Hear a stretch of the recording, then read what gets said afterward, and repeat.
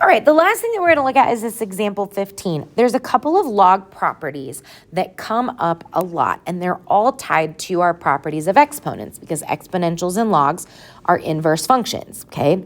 The first is some properties that are involving 1. Anytime the base b of your log is the same as the number that's inside your log. So this is like on number 14. The log base 8 of 8 we saw was equal to 1. That is always going to be true no matter what base it is, as long as these two are the same, because b to the first power is the only way that you get it to equal itself. Similarly, if I have the log base b of 1, that is always going to equal 0, because 0 is the only exponent that gives you an answer of 1 for all different bases.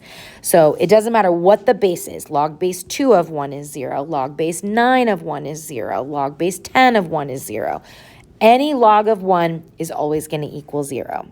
And then we have the inverse properties of logarithms. These are the things that undo each other. So this is kind of that same idea of f of g of x equals x and g of f of x equals x when we talked about our definition of inverses.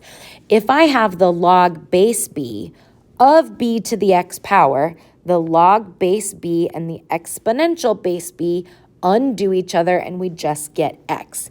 Similarly, if I reverse that, b to the log base b of x power, the base of b and the log base b undo each other and we just get x. So we can use those properties here to evaluate these 4 expressions. If I have the log base 7 of 7, that is property number 1 right here. That is always going to equal 1. The log base 5 of 1 is going to be 0. Any log of 1 is going to be 0.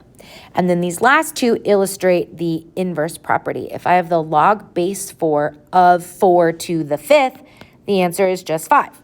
Log base 4 undoes exponential base 4.